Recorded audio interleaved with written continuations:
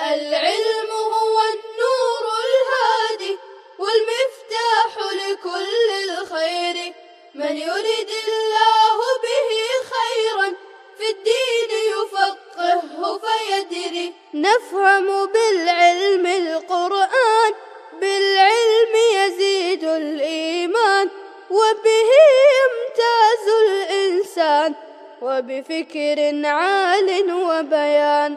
تنزل بالعلم الرحمات، بالعلم تنال الجنات، وبه ترتفع الدرجات، وتضاعف فيه الحسنات.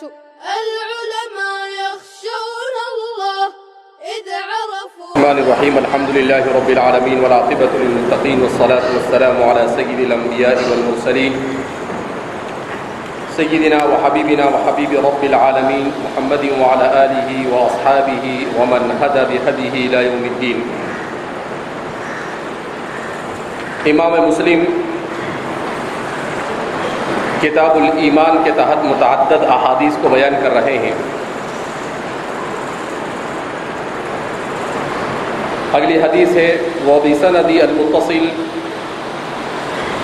إلى الإمام مسلم رحمه الله تعالى حدثني حجاج بن الشاعر والقاسم بن زكريا قال حدثنا عبيد الله بن موسى عن شيبان عن الأعمش عن أبي صالح عن أبي سفيان عن جابر رضي الله عنه وعنهم أجمعين قال النعمان بن قوقل يا رسول الله بمثله وزاد فيه ولم أزد على ذلك شيئا.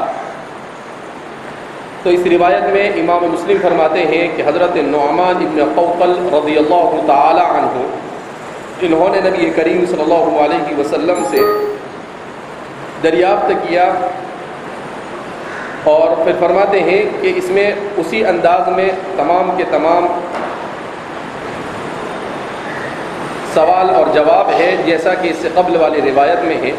البتہ ایک لفظ کا اضافہ ہے ولم ازد علی ذلک شیئا کہ اس میں ذرہ برابر کسی چیز کا اضافہ نہیں کروں گا. اس روایت میں امام مسلم نے اس کو نقل کیا ہے اپنے استاد حجاج ابن الشاعر.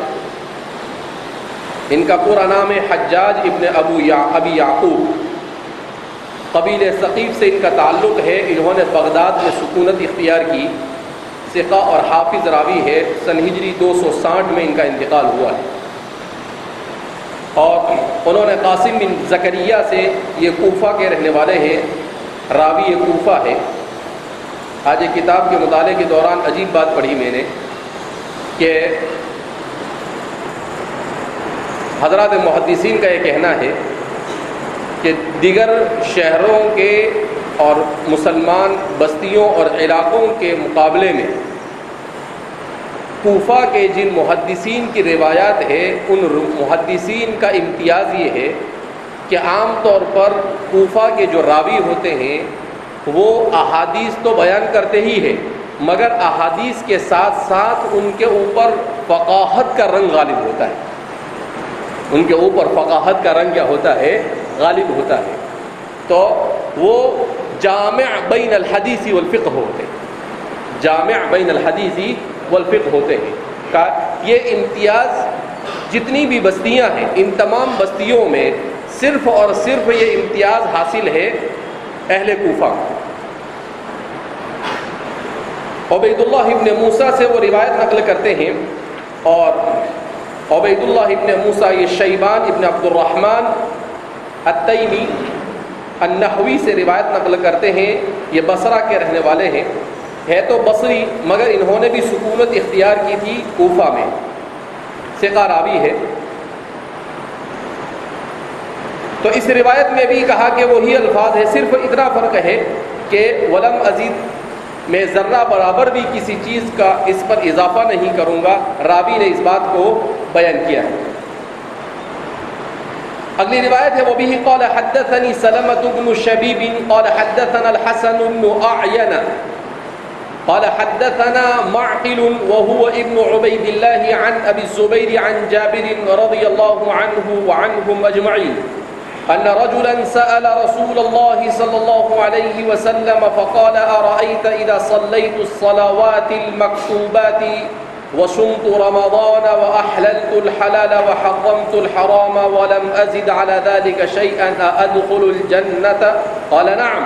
قال والله لا أزيد على ذلك شيئا. تو اس روایت میں وہاں پر سوال کرنے والے جو صحابی ہیں ان کا صراحتاً ذکر تھا، اور اس روایت میں ان رجلاً کہہ کر بیان کیا گیا ہے. گویا کہ امام مسلم نے دونوں طرح کی روایتوں کو بیان کیا ہے. اس روایت سے امام مسلم یہ تاثر دینا چاہتے ہیں کہ اس سے قبل والی بعض روایتوں میں بھی رجلن تھا، اور اس کے بیچ میں جو روایت آئی اس میں ان کا نام کا ذکر ہے، اور اس روایت میں بھی ان رجلاً بیان کیا جا رہا ہے. گویا کہ امام مسلم یہ اشارہ دینا چاہتے ہیں کہ یہ رجلاً سے وہی صحابی مراد ہے جو پچھلی روایت میں کیا ہوئے ہیں، گزرے ہیں.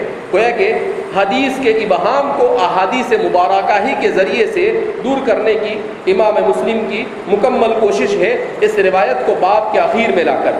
باب بیان ارکان الاسلامی ودعائمہ العظام، اسلام کے ارکان اور اس کے بڑے بڑے ستون کے بیان میں، دعائم کے بیان میں.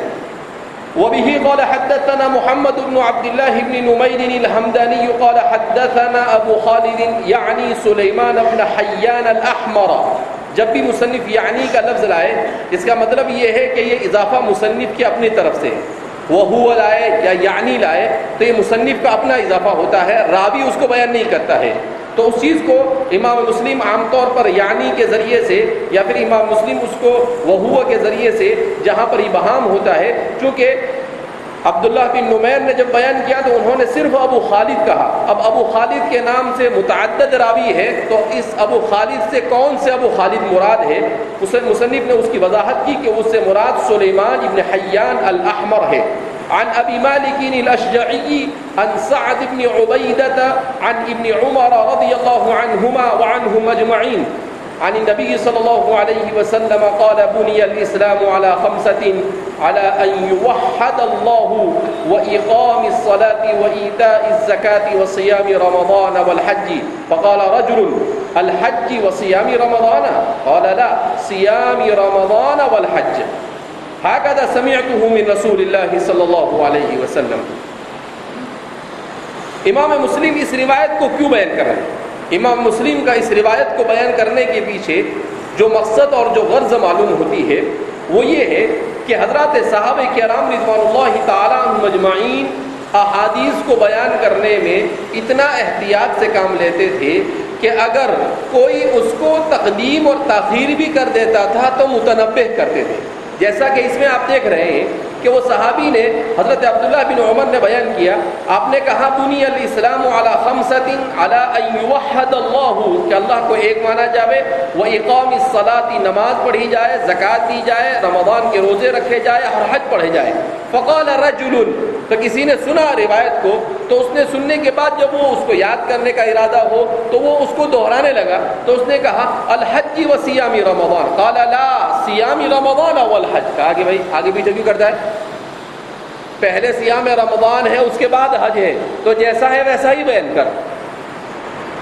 اسی لیے یہ مستشرقین جو کہتے ہیں کہ متن حدیث کی طرف توجہ نہیں دی گئی ہے، اس سے زیادہ اور کیا توجہ ہو سکتی ہے، اور کہتے ہیں کہ امام بخاری کے زمانے میں 200 سال کے بعد حدیث لکھی. ارے ہمارے صحابہ کو اللہ رب العزت نے پہلے ہی سے یہ سمجھ بوجھ دے دی تھی، اور حضرات صحابہ کو معلوم تھا کہ 12ویں 13ویں 14ویں صدی کے اندر میں ایسی حبر نقو کی جماعت کیا ہونے والی ہے، پیدا ہونے والی ہے کہ جو ایسے الٹے سلٹے اعتراضات کرتی رہیں گی. تو صحابہ سے پہلے یہ سارے کام لے لیے گئے. کتنا اہتمام حضرات صحابہ. عبداللہ بن عمر مکثر الروایا ہے تو وہ فرماتے ہیں کہ یہ آگے پیچھے کیوں کرتا ہے بھائی؟ جب میں نے کہا کہ صیام رمضان والحج، میں نے ایسا سنا ہے تو الحج و صیام رمضان کیوں پڑھتا ہے؟ تو یہ کہہ کر آپ نے، تو امام مسلم نے بھی اس روایت کو لا کر اسی بات کی طرف اشارہ کیا ہے کہ بھائی ایسا نہیں ہے. اسی لیے حدیث کی صحت اور حدیث پر صحیح یا غیر صحیح ہونے کا جو بھی حکم لگایا گیا اس میں صرف سند کا اعتبار نہیں کیا گیا، بلکہ سند اور متن دونوں کو پیش نظر رکھا گیا. سند اور متن دونوں کو پیش نظر رکھا گیا. تو مستشرقین اسی طرح سے کچھ مسلمان بھی ایسے ہیں جنہوں نے اس طرح کی باتیں کی کہ رجال کے اوپر زیادہ محنت کی ہے. ارے جن محدثین نے رجال پر اتنی محنت کی تو رجال تو مقصود نہیں ہے. رجال تو نماز کے لیے جیسے وضو ذریعہ ہے ایسے رجال تو متن تک پہنچنے کا ذریعہ ہے. جب رجال پر اتنی محنت کی گئی تو جس کے لیے رجال ہے اس کے لیے کتنی محنت کی گئی. سیدھی سیدھی بات ہے, سمپل لاجک, سادہ سا فلسفہ ہے, کوئی بہت گہرائی میں بھی جانے کی ضرورت نہیں کہ ان رجال کے پیچھے اتنی محنتیں کی, اس کے لیے انہوں نے کتنے علوم مدون کیے. میں نے آپ کو کہا کہ بھائی کہا جاتا ہے کہ علم حدیث سند اور متن دونوں اعتبار سے احادیث مبارکہ کے لیے کتنے, کسی نے کہا 70 علوم, کسی نے کہا 65 علوم, کسی نے کہا 90 علوم, کتنے علوم کو مدون کیا گیا. تو ایسے ہی تھوڑی مدون کیا, تمہاری طرح ایسے ہی فرصت علی خان ہی تھے وہ, جہاں کیڑا نہیں ہو وہاں بھی کیڑا نکال رہے ہیں, جہاں اعتراض کرنے کی گنجائش نہیں وہاں پر بھی اعتراض کر رہے ہیں. بہرحال اللہ رب العزت اس طرح کی خباثت اور شرارت سے ہماری حفاظت فرمائے. تو فرماتے ہیں کہ حضرت امام مسلم کا اس روایت کو لانے کا سب سے اہم مقصد یہی ہے. تو انہوں نے اپنے استاد محمد بن عبداللہ بن نمیر, جن کا بار بار ذکر ہوا ہے اور یہ کوفہ کے راوی ہے اور مصنف نے بکثرت ان کی روایتوں کو اپنی کتاب میں جگہ دی ہے. دوسرے راوی ابو خالد سلیمان بن حیان الاحمر, ان کا تعلق بھی کوفہ سے ہے. یہ ان کی ولادت تو جرجان میں ہوئی مگر انہوں نے علم کے حصول کے لیے کوفہ کے لیے رخت سفر باندھا اور پھر کوفہ ہی کے ہو کر رہ گئے, پھر کوفہ سے واپس گئے نہیں. ایسے بہت سارے لوگ ہیں جنہوں نے اپنے بستیوں کو چھوڑ چھوڑ کر کوفہ کو, کسی نے بصرہ کو, کسی نے مدینہ کو, کسی نے مکہ کو, اسلامی بستیوں کو صرف اور صرف علم کے خاطر اپنا مسکن اور اپنا وطن بنا دیا, جبکہ وہ ان کا وطن اور ان کا مسکن اور ان کا مولد نہیں تھا. یہ ان کی قربانیاں تھیں صرف اس کے لیے علم کے خاطر. کس کے خاطر تھی؟ علم. فتقبل اللہ منہم, اللہ ان کی مساعی جمیلہ کو قبول فرمائے. اس کے بعد تیسرے راوی ہے ابو مالک الاشجعی. ابو مالک الاشجعی یہ اپنی کنیت ہی سے مشہور ہو گئے ہیں. ان کا اصل نام ہے سعد بن طارق بن اشیم الکوفی.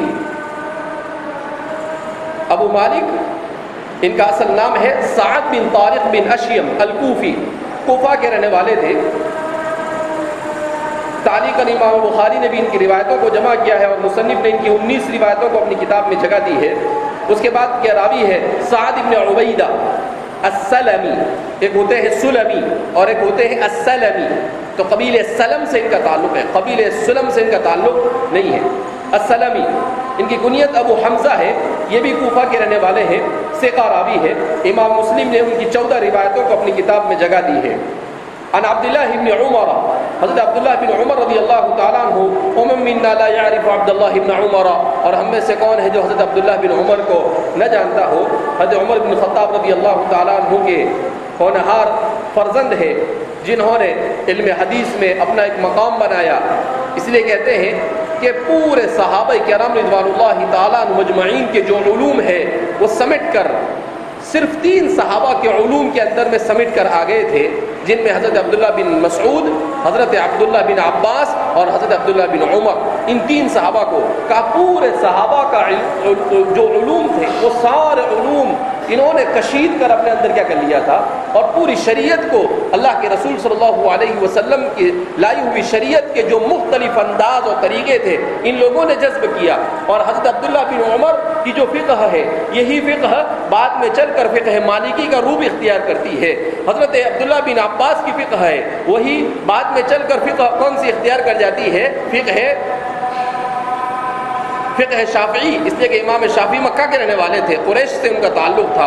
اور حضرت عبداللہ بن مسعود کی جو فقہ ہے وہ فقہ حنفی بعد میں چل کر کیا ہو جاتی ہے؟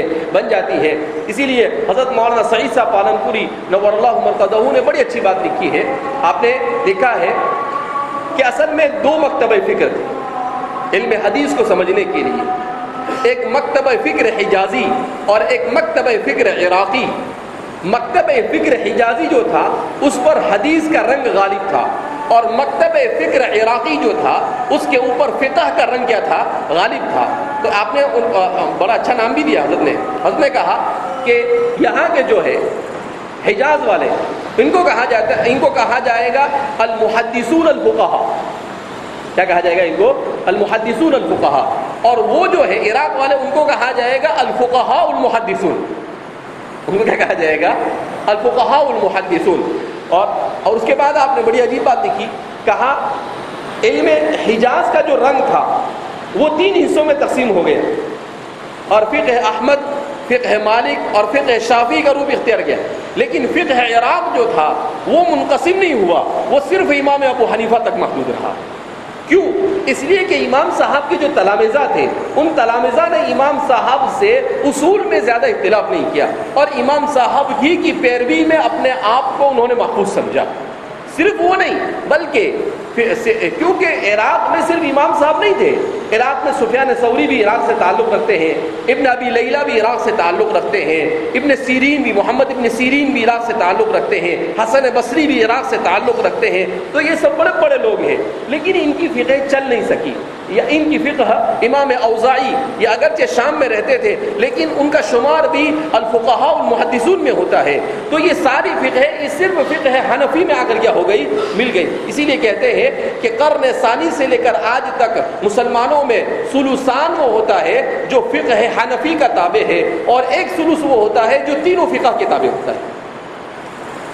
یعنی مسلمان اگر 100% مسلمان ہے تو اس میں سے تقریباً 66 سے 67% وہ ہے جو فقہ حنفی کے تابع ہیں، اور 30 سے 33% تو بعض مرتبہ آدمی کے ذہن میں سوال آتا ہے کہ ایسا کیوں ہوا، ان کی فقہ زیادہ کیوں چلی. تو امام ابو حنیفہ کی فقہ کی مقبولیت کا سب سے پہلا راز جو میری سمجھ میں آتا ہے وہ یہ ہے کہ ایک تو یہ کہ امام ابو حنیفہ یہ براہ راست حضرات صحابہ کے تلامذہ میں سے تھے. حضرت انس بن مالک کو دیکھا آپ نے، حضرت عبداللہ بن اوفا کو دیکھا آپ نے، اور ان کے علاوہ بھی صحابہ کی زیارت آپ سے ثابت ہے. تو آپ براہ راست تو آپ کی جو فقہ ہے یہ فقہ ہے صحابہ سے بہت قریب ہے. تو جیسے صحابہ کو مقبولیت، تو جو فقہ صحابہ سے جتنی قریب ہوگی اس کو اتنی مقبولیت ملے گی. تو اس کا پہلا راز میرے جو سمجھ میں آتا ہے وہ یہ ہے. اس کا دوسرا راز جو سمجھ میں آتا ہے اس فقہ کا وہ یہ ہے کہ امام صاحب نے جس فقہ کے اصول کو مدون کیا اس کو اس انداز میں مدون کیا کہ وہ افراط اور تفرید سے ورے ہے. بالکل ایسا راستہ اختیار کرتے ہیں کہ تمام نصوص کو وہ جمع کر لیتا ہے. تو اقرب الی النصوص ہے. علامہ انور شاہ کشمیری رحمۃ اللہ علیہ سے کسی نے پوچھا تو علامہ انور شاہ کشمیری نے بات کہی جو بھی میرے ذہن میں پرانا مطالعہ کہیں سے آ کر ٹکرا رہا ہے. وہ کہہ رہا ہے کہ علامہ انور شاہ کشمیری رحمۃ اللہ علیہ سے کسی نے سوال کیا کہ حضرت ایسا کیوں؟ تو حضرت نے کہا کہ اس فقہ کی مقبولیت کا راز یہ ہے کہ یہ اقرب الی النصوص ہے، نصوص سے قریب ہے. کہ حدیث میں کچھ کہا گیا، قرآن میں کچھ کہا گیا، دوسری حدیث میں کچھ کہا گیا، امام صاحب ایسا مسئلہ لے کر آتے ہیں کہ وہ ان سب کو جمع کر دیتے ہیں. ان سب کو کیا کر دیتے ہیں؟ بلکہ علامہ انور شاہ کشمیری تو یہ فرماتے تھے کہ حضرت عیسیٰ علیہ السلام کے آنے کے بعد جس فقہ کو دنیا پر نافذ کیا جائے گا حضرت عیسیٰ کی نگرانی میں وہ فقہ حنفی ہوگا. کیا فرماتے تھے آپ؟ وہ فقہ حنفی ہوگا. تو کسی نے کہا کہ حضرت عیسیٰ آئیں گے اس کے بعد فقہ. کہا کہ حضرت عیسیٰ تو امت محمدیہ کے تابع ہوں گے، اور حضرت عیسیٰ علیہ السلام کو ایسی فقہ کو اختیار کرنا ہوگا جو دنیا کے اکثر حصے میں مسلمان جس کی پیروی کرتے ہیں، اور اکثر حصے میں پیروی کرنے والے کون ہیں؟ اور اسی طریقے سے وہ نبی ہے، وہ اس بات کے مکلف ہوں گے کہ جو اقرب الی الکتاب والسنہ ہوں گے اس کو اختیار کریں، اور اقرب الی الکتاب والسنہ یہی ہے، اس کو اختیار کرنا پڑے گا. تو حضرت علامہ انور شاہ کشمیری رحمۃ اللہ علیہ فرماتے تھے کہ یہی فقہ حضرت عیسیٰ کے زمانے میں کسی فقہ کو اختیار کرنے کی نوبت آئے گی تو فقہ حنفی کو اختیار کیا جائے گا. تو بہرحال ایسے کیسے بات چلے گی، کہاں سے کہاں. تو اس فقہ کی تو میں یہ کہہ کے حضرت عبداللہ بن عمر کا تذکرہ اور اس کے ذیل میں کہ حضرت عبداللہ بن عمر کی جو فقہ ہے، حضرت عبداللہ بن عمر اور حضرت عبداللہ بن عباس ان دونوں کی فقہ سے حضرت عبداللہ بن عباس جو ہے یہ ایک حیرت انگیز شخصیت ہے. حضرت عبداللہ بن عباس کا فیض مدینہ میں بھی ہے، ان کا فیض مکہ میں بھی ہے، اور ان کا فیض کوفہ میں بھی ہے. کیوں؟ کان مصاحب علی رضی اللہ عنہ، اس لیے کہ حضرت علی کے دور خلافت میں آپ کے خاص مرشید تھے. حضرت عمر کے بھی آپ مرشید تھے. چونکہ آپ قرآن کریم کے نصوص کو بہت اچھی طرح سے جانتے تھے، اگرچہ صحابہ میں بڑی چھوٹی عمر کے تھے اللہ کے رسول صلی اللہ علیہ وسلم کی دور مسعود میں، لیکن بڑا کمال پیدا کیا. تو عبداللہ بن عباس کی جو فقہ ہے وہ ساری جگہوں پر اپنا فیض پہنچاتی ہے، وہ ساری جگہوں پر اپنا فیض کیا کرتی ہے؟ پہنچاتی ہے. تو فرماتے ہیں کہ یہ دونوں فقہ مل کر، عبداللہ بن عباس اور عبداللہ بن عمر کی فقہ مل کر 3 فقہ بنتی ہے. اور فقہ عبداللہ ابن مسعود، چونکہ فقہ عبداللہ ابن مسعود یہ فقہ علی بھی ہے حقیقت میں، کیونکہ حضرت عبداللہ بن مسعود کی تعلیمات کو حضرت علی نے ویسے ہی برقرار رکھا. اور حضرت عمر رضی اللہ تعالیٰ عنہ کی بھی فقہ اس میں شامل ہے. تو ان تمام وجوہات کی بنیاد پر فقہ حنفی جو ہے اسے بہرحال ایک استقامت اور اسے تلقی بالقبول حاصل. اور اس کی سب سے اہم اور بنیادی بات یہ ہے کہ دلوں میں کس چیز کی محبت ڈالنا اور کس چیز کی نفرت ڈالنا یہ کس کے ہاتھ میں ہے؟ اللہ کے ہاتھ. اللہ رب العزت نے امام صاحب کی کون سی ادا اللہ کو پسند آئی کہ جس کی برکت سے اللہ نے اسے تلقی بالقبول نصیب فرمائی؟ یہ تو اللہ کو معلوم، اس کو اللہ کے علاوہ کوئی جان سکتا نہیں. سر بیننا و بین اللہ، یہ اللہ اور ہمارے درمیان ایک راز ہے جس کو قیامت میں اللہ رب العزت اگر امام صاحب کی ملاقات ہم سب کے لیے مقدر فرمائے تو اس وقت سوال کیا جائے گا کہ بھئی اللہ آپ نے امام صاحب کی فقہ کو اتنا مقبول کیوں کیا، ذرا اس کا راز ہم کو ہی بتلاؤ. تو سوال دماغ میں بٹھا کے رکھنا کہ بھئی جب اللہ کہے گا کہ بھئی کچھ پوچھو تو یہ بھی ایک سوال کر لینا کوئی کھڑا ہو کر کہ بھئی ہم یہ بھی پوچھنا کیا کرتے ہیں چاہتے ہیں.